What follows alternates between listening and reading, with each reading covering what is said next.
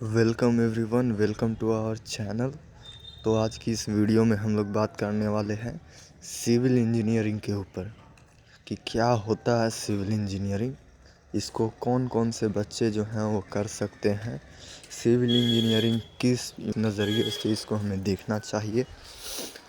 तो बिना time waste किए वीडियो में आगे बढ़ते हैं। तो इसको अच्छे से समझने के लिए हम लोग इस वीडियो को 3 पार्ट में डिवाइड करने वाले हैं। तो फर्स्ट पार्ट में हम लोग जानेंगे कि सिविल इंजीनियरिंग का इंट्रोडक्शन क्या होता है, और सेकंड पार्ट में बात करेंगे कि इसका यूज़ किस तरह से किया जाता है, इसको में काम किस तरह से किया जाता है, और लास्ट हम लोग इसके बारे में बात करेंगे कि इसका यूज़ करके हम लोग इससे क्या कर सकते हैं, कहाँ कहाँ इससे हम लोग को काम मिल सकता है। तो देखिए, सिविल इंजीनियरिंग जो है वो मदर्स ऑफ ऑल ब्रांच है। इसको सभी ब्रांच का जननी कहा जाता है क्योंकि सभी ब्रांच यहीं से निकले हुए हैं। आज आप जितने भी ब्रांच देखते हो, मैकेनिकल देखते हो, इलेक्ट्रिकल देखते हो, इलेक्ट्रॉनिक्स देखते हो, कंप्यूटर साइंस देखते हो, ये सब अभी मॉडर्न ज़माने में चल रहे हैं। लेकिन ये जो सिविल इंजीनियरिंग है ये पुराने ज़माने से ही चलते आ रहा है। जब आदिवासी लोग भी थे, जब दुनिया डेवलपमेंट के राह पे चल रही थी, तभी से सिविल इंजीनियरिंग का स्कोप जो है वो बहुत ज़्यादा है। क्योंकि ऐसा हम लोग सब जानते हैं कि इंसान ने पहले घर बनाना सीखा रहने के लिए अपने। तो बेसिकली सिविल इंजीनियरिंग का मतलब आप लोग इस तरह से समझ सकते हैं कि कंस्ट्रक्शन से रिलेटेड जो भी कार्य होते हैं उसे सिविल इंजीनियरिंग के अंदर रखा गया है। जैसे में हो सकता है पुल बनाना हो, ब्रिजेस बनाना हो, रोड कंस्ट्रक्शंस हो, डैम का कंस्ट्रक्शन हो, किसी बिल्डिंग का कंस्ट्रक्शन हो, इन सभी कंस्ट्रक्शन वर्क को सिविल इंजीनियरिंग के अंदर में रखा गया है।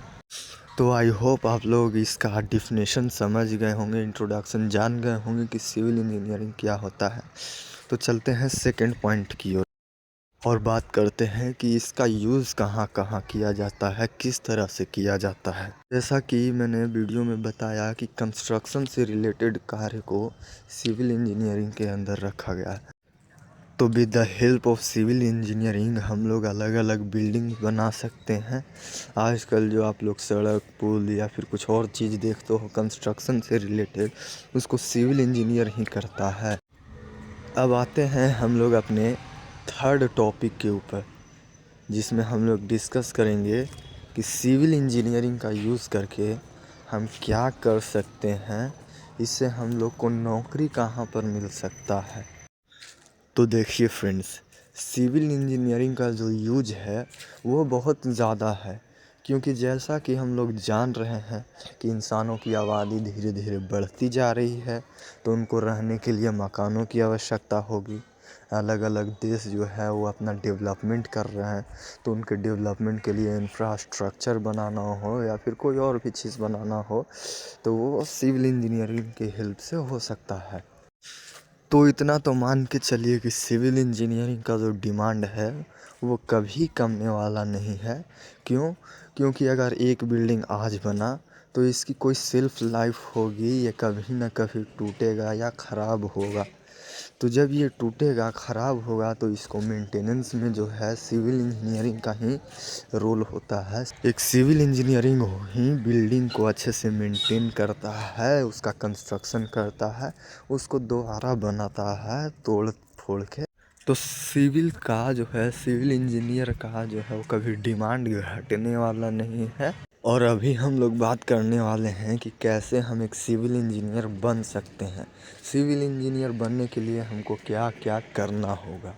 तो अगर आप ज़्यादा रिच फैमिली से नहीं आते हो और चाहते हो कि सस्ते में कम से कम पैसे में मेरा सिविल इंजीनियरिंग का कोर्स पूरा हो जाए, तो 10th के बाद आप लोग पॉलीटेक्निक कर सकते हैं, जो कि सिविल इंजीनियरिंग के लिए बेस्ट ब्रांच होता है। ये बिगिनर के लिए भी बहुत सही होता है पॉलीटेक्निक। इसमें आपको पहले तो सिविल इंजीनियरिंग के बेसिक सिखाए जाते हैं, उसके बाद इसमें धीरे धीरे करके पूरा सिविल इंजीनियरिंग का जो स्कोप है, जो उसका डिटेल है, वो बताया जाता है कि कैसे बिल्डिंग को बनाना है, कैसे उसका प्लानिंग करना है, बिल्डिंग को कैसे बनाएंगे कि वो ज़्यादा मजबूत रहे, ज़्यादा टिकाऊ रहे। और फिर उस बिल्डिंग को बनाने में कितना खर्च आने वाला है, इसे पहले से ही एस्टीमेट कर लेना है।